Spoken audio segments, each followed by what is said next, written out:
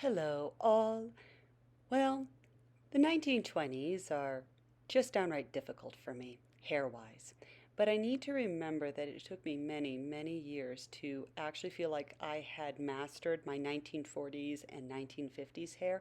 It took years. So, technically speaking, I've just begun the 1920s. So, yeah. Oh, and this bonnet dryer totally works. Just make sure that you angle your blow dryer slightly off of the table so that it doesn't melt.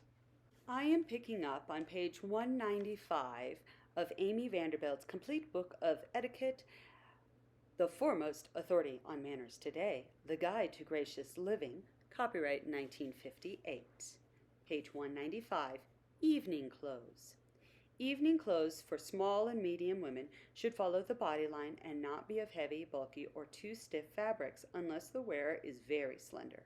Chiffon, satin, not heavy slipper satin on the plump, crepe, velvet for the slender, moire, taffeta are all suitable if simple in line and very restrained in trimming. Trains, panniers, bustles, wide sashes, bordered fabrics, bouffant effects, when in style, tend to cut height and increase girth, as do all bold two or more color effects. The tall woman can wear heavier, bolder materials, unless she is heavy. In the latter case, darker tones, lighter weight materials, smaller but not tiny patterns are more suitable. Except for the very social woman, an evening dress is a luxury worn only a few times during a season. If a new dinner or evening dress is velvet, its season is very short indeed. It begins to look outmoded by late December. January, when the new Palm Beach prints make their appearance, and it is not smartly worn until the end of February. Prints worn much before January first seem to be left over from the summer, but they are worn by smart women from January until the end of August. Print street dresses, especially in challis, often appear in the early fall, of course. The best choice for an evening dress, if it is to have real use, is crepe, chiffon, or cotton lace in a non-assertive color or black. It can be worn in any season and can be changed by various accessories, a scarf, a bright sash, or colored elbow or longer evening gloves in doeskin or cotton doeskin. Kid, loosely fitting and with bracelets, but never rings, worn over them. Such gloves are part of a costume and are not removed during the evening, though the hand of the glove is pushed back over the wrist when one eats or drinks, and the gloves should be removed entirely at the dinner table. To be avoided usually are embroidered or fancily stitched gloves and any made of weird materials such as silver or gold tissue, or to anticipate wildly, fur fabric. Gloves should be background, not bullseye, for a costume, except on an entertainer.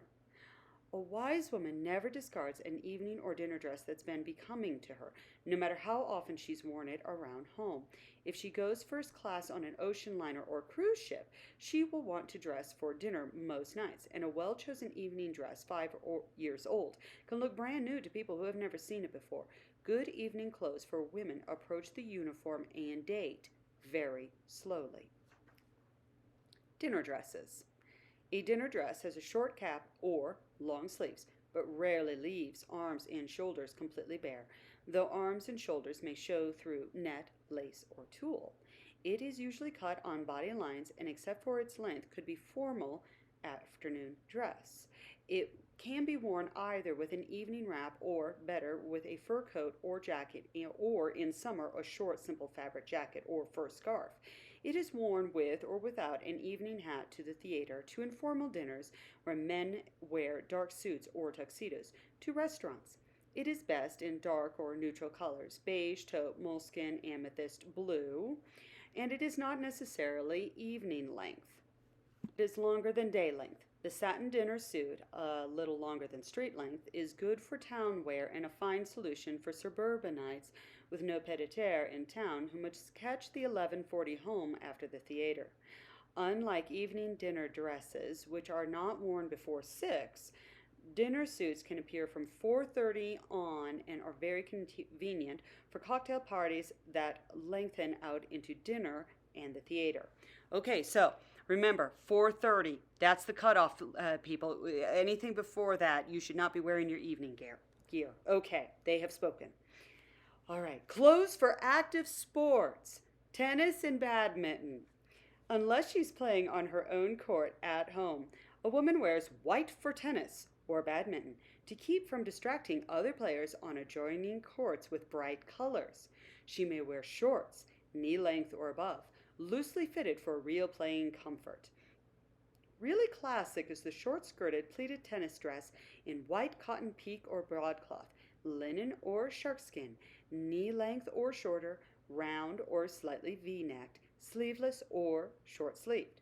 To keep the hair and sun out of her eyes, she wears a white duck or flannel green lined visor or tennis cap, and just a clean white linen sports kerchief tied in a bandeau or simple ribbon.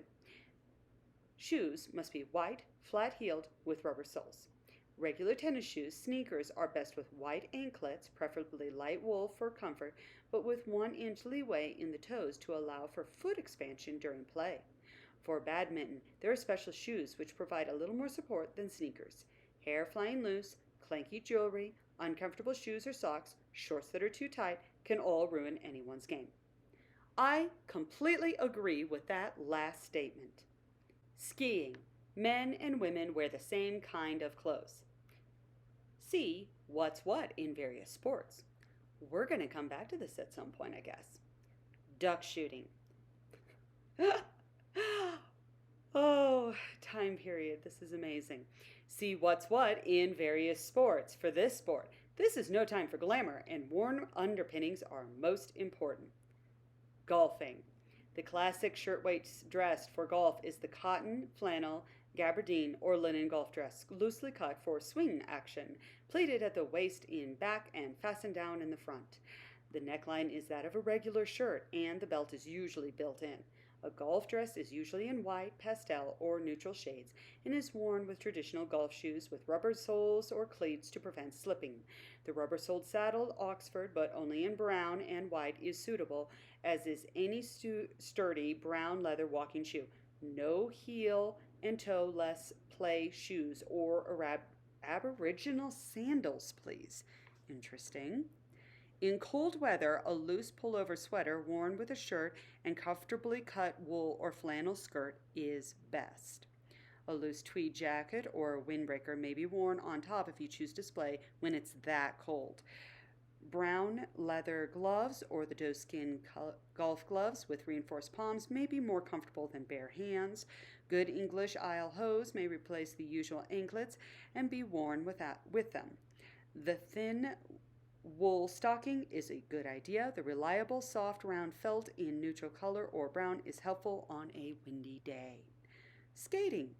The ballerina type costume is only for the young and shapely. For others, good attractive length wool skirt, slacks, or ski pants are best with a sweater or jacket and wool stockings. Aisle stockings with wool ankle socks are appropriate with skirts. I'm going to state right now, you wear whatever you want. I don't care what your body is or does. Yachting. Your costume depends on whether you are a crew or mere passenger, and in the latter case, the size of the boat. Best guide, as always, is what the hostess is, if any, is wearing. On a big craft with regular captain and hands, ordinary country cotton, flannel, or gabardine sport dresses are suitable with rubber-soled shoes to prevent marking of the deck. A sweater or a sports coat, a bandana, beret, or snap-brim duck hat are advisable even if you start out on a hot day in a relative calm. A bathing suit and cap may be welcome. If the yacht is to put ashore at a club for dinner, inquire as to the advisability of taking a simple dinner dress and accessories. There may not be room aboard for such refinements, or no one may wish to bother with them. On large steam yachts with cabins, you take the kind of clothes you take for a cruise. Good country clothes, shorts, slacks if you wear them, nicely tailored gray flannel slacks or a gray flannel skirt with a jersey, jacket, or blazer are comfortable and appropriate daytime wear. On an elaborate ship, ports of call, and duration of the voyage determine your wardrobe. Inquire what others are taking. Any shipside wardrobe should be reduced to an absolute functional minimum, be of materials that won't need constant attention, and stow away in limited space if necessary. Riding. In the real country, favorite costume for the ever-growing young is blue jeans and a plaid shirt or pull-over sweater with moccasins.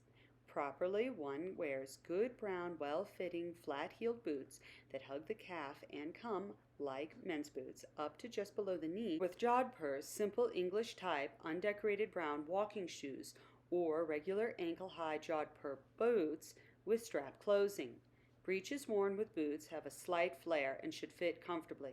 Jodhpurs should be tailor-made or carefully altered to fit to look well. Fabrics for breeches and jodhpurs is whipcord in that pinkish beige called pinks, or a cream or woodsy brown. Breeches or jodhpurs turned out in strange colors for the dude ranch trade are best avoided, but color for cold weather riding can run rampant in waistcoats and ties, the latter always of the sport type, usually in solid color wool or challis, in summer cotton. The riding shirt, a turtleneck sweater in neutral colors, is acceptable. Worn without a coat, if desired, is tailored like a man's. Try the boys' department for smaller sizes at lower cost if you'd find in a riding department. It is best in white cotton, linen, or light wool. Bright or patterned shirts should be avoided except with blue jeans. In the country, women riders wear a soft, round felt hat in a neutral tone, devoid of any bright trimming, save perhaps a bird's pin feather stuck in the band on the knot side. Bandanas are acceptable in the country, but not for park riding. If the hair is well anchored or cut very short, hatless riding is usually in the country, but flying hair or hair that might come loose during a fast gallop can cause an accident. I'm going to stop reading here and put a bookmark in for next time. And I'm going to note that, wow, if someone took this book and read it and somehow that wasn't the practice of wherever you were going, boy, you're going to feel so out of place and everything's going to be really uncomfortable. I bet this was totally, I could swear that this is the type of thing that was like in movies every once in a while where someone was like, but everyone does this in the country. And, so I have to have this hat that I know that everyone has. And it's like, no, no one has that hat. Or it's 10 years out of date. Or the world did not keep going in the same direction that Amy Vanderbilt thought it was going.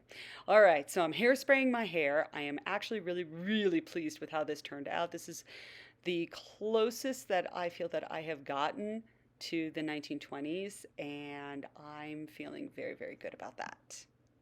Okay, I think one of the most important things to remember when doing your hair, and I don't care what decade you are trying to do, whether you are currently in the most fashionable place possible for 2022, or if you are trying to do 1922.